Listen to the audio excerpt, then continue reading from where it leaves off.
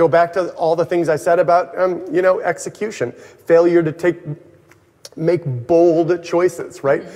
Starting to equivocate on the decisions we make because, oh gosh, if we try that and people don't like it, then we might lose some of the... Equivocate refers to being indecisive about something or not having a clear position, arguing both sides of a position.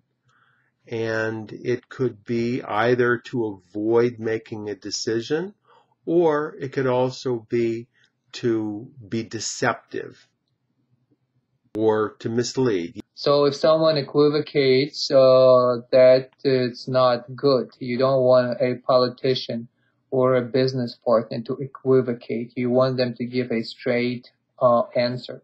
That's correct. And it comes from, if you break down this word, it has two parts.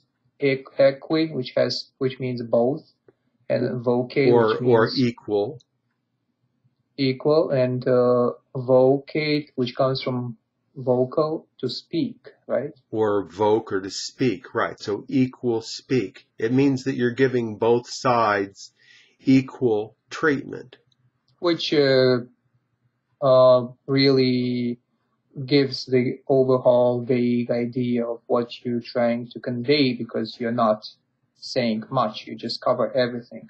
It shows confusion between two separate positions, so it functions as an excuse for not making a decision, or if one side of a decision is very clear and you undermine that part of the decision, then again that becomes an excuse not to make a decision that should be clear-cut. When Bill Clinton was asked whether he smoked marijuana or not, he equivocated by saying that, yes, he puffed it, but he did not inhale. Another instance of Bill Clinton equivocating was when he said, I did not have sex with that woman, when it was obvious that he did.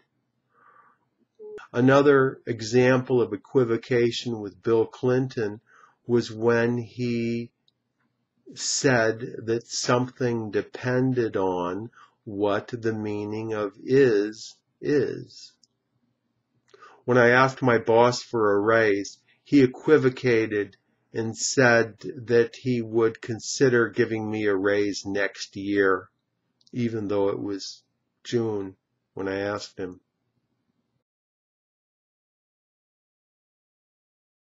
And the idea for it was really Eric's idea.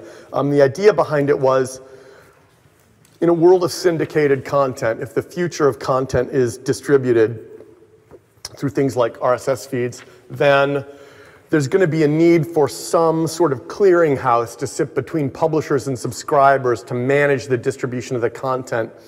A clearinghouse is a central institution or agency that functions for the collection, maintenance, and distribution of material or information, or that serves to resolve transactions between different organizations.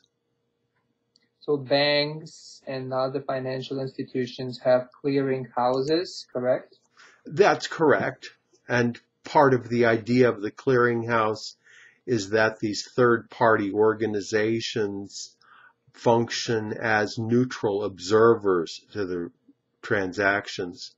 So both sides of the transaction will generally accept the decisions of the clearinghouses, and the clearinghouses are very careful to be neutral because they don't want to hurt their reputation. Clearinghouse can also refer to a settlement process where different institutions resolve their financial transactions and also any financial disputes that they might have. Clearinghouses may not seem as exciting as the investment banks, but they make a lot of money too. There are a lot of websites that function as clearinghouses between tutors and potential students.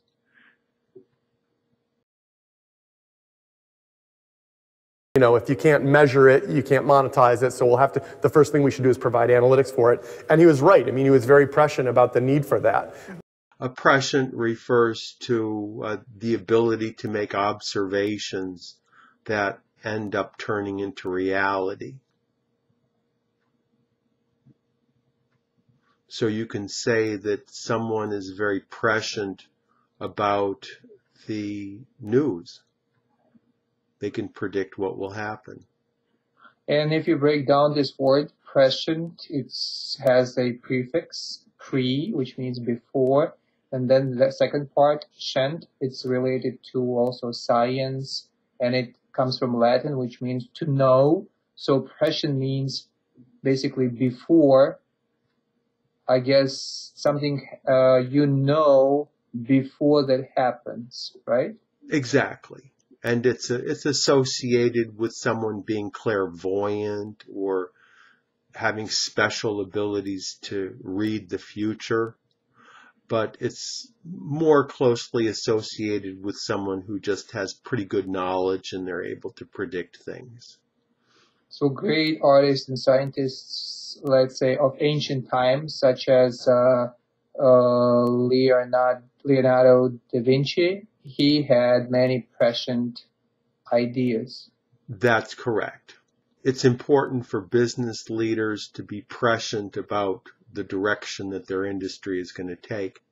That way they can choose the right thing to get involved with and avoid making foolish decisions. I read a book about zombies, which got me real scared. I hope the author was not prescient about what's really going to happen. Tom Clancy wrote a novel where he predicted someone crashing a jetliner into the Capitol building.